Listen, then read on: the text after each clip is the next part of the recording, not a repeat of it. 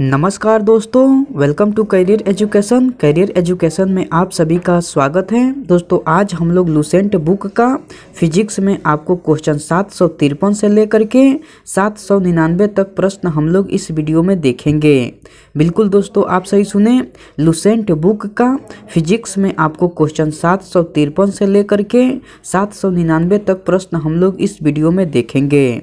दोस्तों आप कोई भी एग्जाम्स की तैयारी कर रहे हों, उस एग्जाम्स में आपको इस वीडियो से सवाल देखने को मिलेगा, तो आप एक एक सवाल का इम्पोर्टेंट समझिए और अच्छे से तैयारी कीजिए। दोस्तों इससे पहले आपको 17 वीडियो करा दिया गया है, तो अगर अभी तक आप उस वीडियो को नहीं देखे हैं तो प्लीज़ जाकर वो भी वीडियो देख लीजिए। ओके चलिए, नेक्स्ट क्वेश्चन आपको 753 नंबर कह रहा है कि विद्युतीय कार्य करने की क्षमता को कहते हैं। विद्युतीय कार्य करने की क्षमता को क्या कहते हैं दोस्तों? तो आपको विद्युतीय ऊर्जा कहते हैं। विद्युतीय कार्य करने की क्षमता को कहते हैं तो विद्युतीय ऊर्जा कहते हैं। ओके चलिए, नेक्स्ट क्वेश्चन कह रहा है कि विद्युतीय कार्य करने की दर को कहते हैं। विद्युतीय कार्य करने की दर को क्या कहते हैं? तो आपको विद्युतीय शक्ति कहते हैं। क्या कहते हैं दोस्तों? तो आपको विद्युतीय शक्ति कहते हैं। ओके चलिए, नेक्स्ट क्वेश्चन 755 नंबर कह रहा है कि 1 HP बराबर होता है। 1 HP किसके बराबर होता है? तो आपको 746 वाट के बराबर होता है। 1 HP जो है वो आपको 746 वाट के बराबर होता है। इसी में आपको क्वेश्चन एक नेक्स्ट पूछ रहा है कि 1 किलोवाट घंटा किसके बराबर होता है। 1 किलोवाट घंटा किसके बराबर होता है? तो आपको 3.6 × 10⁻6 जूल के बराबर होता है। 1 किलोवाट घंटा बराबर होता है तो 3.6 × 10⁻6 जूल के बराबर होता है। ओके चलिए, नेक्स्ट क्वेश्चन कह रहा है कि एमीटर एक धारामापी यंत्र है। इसे परिपथ में किस क्रम में जोड़ा जाता है? तो इसे परिपथ के श्रेणी क्रम में जोड़ा जाता है। किस क्रम में जोड़ा जाता है दोस्तों? तो आपको श्रेणी क्रम में जोड़ा जाता है। ओके चलिए, नेक्स्ट क्वेश्चन कह रहा है कि एक आदर्श एमीटर का प्रतिरोध होना चाहिए। एक आदर्श एमीटर का प्रतिरोध कितना होना चाहिए? तो आपको 0 होना चाहिए। कितना होना चाहिए दोस्तों? तो आपको 0 होना चाहिए। ओके चलिए, नेक्स्ट क्वेश्चन देख लेते हैं। दोस्तों मैं उम्मीद करता हूं कि क्वेश्चन आपको अच्छे से समझ में आ रहा है। दोस्तों अगर आपको वीडियो पसंद आती है तो इस वीडियो को लाइक कर दीजिए और कमेंट करके बताइए कि वीडियो आपको कैसे लगी। दोस्तों अभी तक आप इस चैनल को सब्सक्राइब नहीं किए हैं तो प्लीज़ इस चैनल को सब्सक्राइब कर लीजिए और बेल आइकन को भी प्रेस कर दीजिए। ओके चलिए, नेक्स्ट क्वेश्चन आपको 758 नंबर कह रहा है कि वोल्ट मीटर एक विभव मापी यंत्र है। इसे परिपथ के किस क्रम में जोड़ा जाता है? तो इसे परिपथ के आपको समानांतर क्रम में जोड़ा जाता है। इसे परिपथ के किस क्रम में जोड़ा जाता है? तो आपको समानांतर क्रम में जोड़ा जाता है। ओके चलिए, नेक्स्ट क्वेश्चन कह रहा है कि एक आदर्श वोल्ट मीटर का प्रतिरोध होना चाहिए। एक आदर्श वोल्ट मीटर का प्रतिरोध कितना होना चाहिए? तो आपको अनंत होना चाहिए। कितना होना चाहिए दोस्तों? तो आपको अनंत होना चाहिए। ओके चलिए, नेक्स्ट क्वेश्चन 760 नंबर कह रहा है कि परिपथ में विद्युत फ्यूज का प्रयोग क्यों करते हैं? परिपथ में विद्युत फ्यूज का प्रयोग क्यों करते हैं? क्योंकि उपकरणों की सुरक्षा के लिए करते हैं। क्यों करते हैं दोस्तों? क्योंकि उपकरणों की सुरक्षा के लिए करते हैं। ओके चलिए, नेक्स्ट क्वेश्चन 761 नंबर कह रहा है कि विद्युत फ्यूज किससे बना होता है? विद्युत फ्यूज जो है वो आपको किससे बना होता है? तो टीन आपको 63% एवं शीशा 37% से बना होता है। मैं यह क्वेश्चन फिर से रिपीट कर दे रहा हूँ। क्वेश्चन कह रहा है कि विद्युत फ्यूज जो है वो आपको किससे बना होता है? तो टीन 63% एवं शीशा 37% दोनों मिलकर बना होता है। ओके चलिए, नेक्स्ट क्वेश्चन आपको 762 नंबर कह रहा है कि विद्युत विद्युत फ्यूज को परिपथ के किस क्रम में जोड़ा जाता है? विद्युत फ्यूज को परिपथ के किस क्रम में जोड़ा जाता है? तो आपको श्रेणी क्रम में जोड़ा जाता है। किस क्रम में जोड़ा जाता है दोस्तों? तो आपको श्रेणी क्रम में जोड़ा जाता है। इसका गलनांक जो है वो आपको निम्न होता है। इसका गलनांक जो है वो आपको निम्न होता है। ओके, चलिए नेक्स्ट क्वेश्चन देख लेते हैं। दोस्तों अगर आपको इसका PDF चाहिए तो मैं टेलीग्राम का लिंक डिस्क्रिप्शन बॉक्स में दे दूंगा, वहां से आपको इसका PDF मिल जाएगा। ओके, चलिए नेक्स्ट क्वेश्चन आपको 763 नंबर कह रहा है कि विद्युत परिपथ में विद्युत धारा की उपस्थिति का पता किससे लगाया जाता है? तो आपको गैल्वेनोमीटर से लगाया जाता है। किससे लगाया जाता है? तो आपको गैल्वेनोमीटर से लगाया जाता है। ओके, चलिए नेक्स्ट क्वेश्चन कह रहा है कि गैल्वेनोमीटर से कितनी धारा को मापा जा सकता है? गैल्वेनोमीटर से कितनी धारा को मापा जा सकता है? तो आपको 10 के पावर -6 एम्पियर धारा को मापा जा सकता है। गैल्वेनोमीटर से कितनी धारा को मापा जा सकता है? तो 10 के पावर -6 एम्पियर धारा को मापा जा सकता है। ओके, चलिए नेक्स्ट क्वेश्चन 765 नंबर कह रहा है कि विद्युत चुंबकीय प्रेरण सिद्धांत किसने दिया? विद्युत चुंबकीय प्रेरण सिद्धांत किसने दिया? तो आपको माइकल फैराडे ने दिया। किसने दिया दोस्तों? तो आपको माइकल फैराडे ने। ओके, चलिए नेक्स्ट क्वेश्चन कह रहा है कि घरों में प्रयुक्त धारा कौन सी होती है? घरों में प्रयुक्त धारा जो है वो आपको कौन सी होती है? तो प्रत्यावर्ती धारा यानी कि AC धारा होती है। घरों में प्रयुक्त धारा कौन सी होती है? तो प्रत्यावर्ती धारा यानी कि AC धारा होती है। ओके, चलिए नेक्स्ट क्वेश्चन देख लेते हैं। नेक्स्ट क्वेश्चन आपको 767 नंबर कह रहा है कि प्रत्यावर्ती धारा की वोल्टेजता बढ़ाने एवं घटाने के लिए किसका प्रयोग करते हैं? प्रत्यावर्ती धारा की वोल्टेजता बढ़ाने एवं घटाने के लिए किसका प्रयोग करते हैं? तो आपको ट्रांसफार्मर का प्रयोग करते हैं। किसका प्रयोग करते हैं दोस्तों? तो आपको ट्रांसफार्मर का प्रयोग करते हैं। ओके, चलिए नेक्स्ट क्वेश्चन देख लेते हैं। दोस्तों मैं उम्मीद करता हूं कि क्वेश्चन आपको अच्छे से समझ में आ रहा है। दोस्तों अगर आपको वीडियो पसंद आती है तो अपने दोस्तों के साथ वीडियो जरूर शेयर कीजिए। ओके दोस्तों, चलिए नेक्स्ट क्वेश्चन आपको 768 नंबर कह रहा है कि ट्रांसफार्मर किस सिद्धांत पर कार्य करता है? ट्रांसफार्मर जो है वो आपको किस सिद्धांत पर कार्य करता है? तो विद्युत चुंबकीय प्रेरण के सिद्धांत पर कार्य करता है। ओके, चलिए नेक्स्ट क्वेश्चन कह रहा है कि प्रत्यावर्ती धारा यानी AC को दृष्ट धारा DC में परिवर्तित करने वाला यंत्र है। तो आपको दृष्टकारी यंत्र है। कौन सा यंत्र है दोस्तों? तो दृष्टकारी यंत्र है। ओके, चलिए नेक्स्ट क्वेश्चन कह रहा है कि विद्युत धारा के चुंबकीय प्रभाव की खोज किसने किया? विद्युत धारा के चुंबकीय प्रभाव की खोज किसने किया? तो डेनमार्क के वैज्ञानिक ऑरेस्ट्रेड ने किया। किसने किया दोस्तों? तो डेनमार्क के वैज्ञानिक ऑरेस्ट्रेड ने किया। ओके, चलिए नेक्स्ट क्वेश्चन देख लेते हैं। नेक्स्ट क्वेश्चन आपको 771 नंबर कह रहा है कि विद्युत हीटर, विद्युत प्रेस, बल्ब, ट्यूब लाइट इत्यादि उपकरणों में विद्युत धारा के किस प्रभाव का उदाहरण है? तो आपको विद्युत धारा का ऊष्मीय प्रभाव का उदाहरण है। किसका उदाहरण है दोस्तों? तो विद्युत धारा का ऊष्मीय प्रभाव का। दोस्तों मैं यह क्वेश्चन फिर से रिपीट कर दे रहा हूँ। क्वेश्चन कह रहा है कि विद्युत हीटर, विद्युत प्रेस, बल्ब, ट्यूब लाइट इत्यादि उपकरणों में विद्युत धारा के किस प्रभाव का उदाहरण है? तो विद्युत धारा का ऊष्मीय प्रभाव का उदाहरण है। ओके, चलिए नेक्स्ट क्वेश्चन देख लेते हैं। नेक्स्ट क्वेश्चन आपको 772 नंबर कह रहा है कि विद्युत हीटर विद्युत ऊर्जा को किस ऊर्जा में रूपांतरित करती हैं? विद्युत हीटर जो है वो आपको विद्युत ऊर्जा को किस ऊर्जा में रूपांतरित करती हैं? तो आपको ऊष्मा ऊर्जा में रूपांतरित करती हैं। किस ऊर्जा में रूपांतरित करती हैं? तो आपको ऊष्मा ऊर्जा में।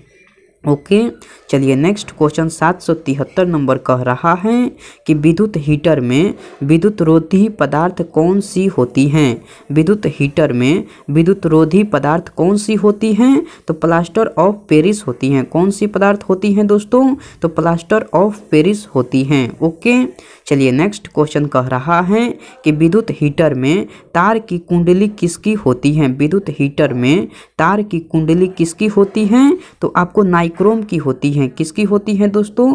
तो आपको नाइक्रोम की होती हैं। ओके, चलिए नेक्स्ट क्वेश्चन कह रहा है कि विद्युत प्रेस में नाइक्रोम की तार किसकी लपेट पर लिपटा रहता है? विद्युत प्रेस में नाइक्रोम की तार किसकी प्लेट पर लिपटा रहता है? तो अब्रक की प्लेट पर लिपटा रहता है। किसकी प्लेट पर लिपटा रहता है?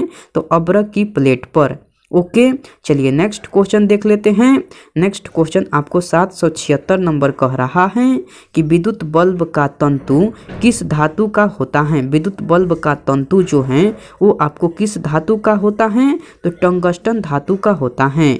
किस धातु का होता है दोस्तों? तो आपको टंगस्टन धातु का। ओके, चलिए नेक्स्ट क्वेश्चन कह रहा है कि टंगस्टन का गलनांक कितना होता है? टंगस्टन का गलनांक कितना होता है? तो आपको 3500 डिग्री सेल्सियस होता है। कितना होता है दोस्तों? तो आपको 3500 डिग्री सेल्सियस। ओके, चलिए नेक्स्ट क्वेश्चन 778 नंबर कह रहा है कि बल्ब की अपेक्षा ट्यूब में प्रकाश कितना गुना होता है?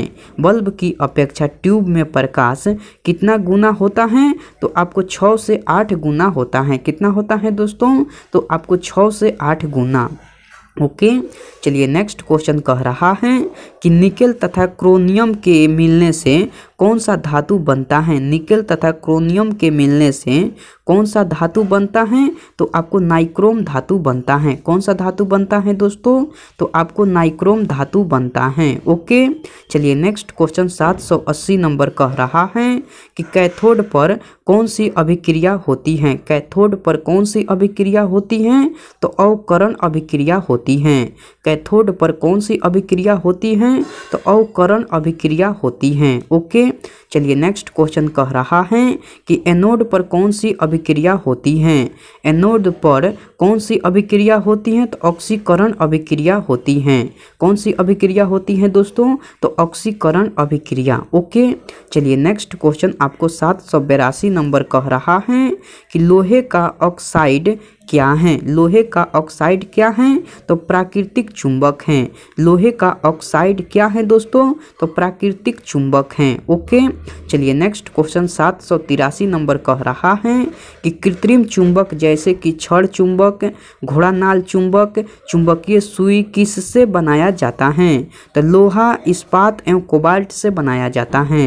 मैं यह क्वेश्चन फिर से रिपीट कर दे रहा हूँ। क्वेश्चन कह रहा है कि कृत्रिम चुंबक जैसे कि छड़ चुंबक, घोड़ानाल चुंबक, चुंबकीय सुई किससे बनाया जाता है? तो लोहा, इस्पात एवं कोबाल्ट से बनाया जाता है। ओके, चलिए नेक्स्ट क्वेश्चन कह रहा है कि चुंबक के किस भाग में चुंबकत्व नहीं होता है? तो आपको मध्य भाग में नहीं होता है। चुंबक के किस भाग में चुंबकत्व नहीं होता है? तो आपको मध्य भाग में नहीं होता है। ओके, चलिए नेक्स्ट क्वेश्चन देख लेते हैं। नेक्स्ट क्वेश्चन आपको 785 नंबर कह रहा है कि यदि किसी चुंबक को स्वतंत्रता पूर्वक लटकाया जाए तो वह किस दिशा में ठहरता है? तो वह आपको उत्तर दक्षिण दिशा में ठहरता है। वह किस दिशा में ठहरता है? तो वह आपको उत्तर दक्षिण दिशा में ठहरता है। ओके, चलिए नेक्स्ट क्वेश्चन देख लेते हैं। नेक्स्ट क्वेश्चन कह रहा है कि दो चुंबकों के समान ध्रुव में प्रतिकर्षण होता है तथा असमान ध्रुव में आकर्षण होता है। दो चुंबकों के समान ध्रुव में प्रतिकर्षण होता है तथा असमान ध्रुव में आपको आकर्षण होता है। ओके, चलिए नेक्स्ट क्वेश्चन कह रहा है कि किसी चुंबक के तीसरा ध्रुव को क्या कहते हैं? तो परिणामी ध्रुव कहते हैं। किसी चुंबक के तीसरा ध्रुव को क्या कहते हैं? तो परिणामी ध्रुव कहते हैं। ओके दोस्तों, चलिए नेक्स्ट क्वेश्चन आपको 788 नंबर कह रहा है कि चुंबक क्षेत्र की तीव्रता सदिश राशि है। इसका मात्रक क्या है? तो इसका मात्रक न्यूटन पर एम्पियर मीटर या वेबर पर मीटर स्क्वायर या टेस्ला होता है। ओके, चलिए नेक्स्ट क्वेश्चन कह रहा है कि स्वतंत्र रूप से लटकी सुई चुंबकीय सुई का अक्ष भौगोलिक अक्ष के साथ कितने डिग्री का कोण बनाती हैं? तो आपको 18 डिग्री का कोण बनाती हैं। मैं यह क्वेश्चन फिर से रिपीट कर दे रहा हूँ।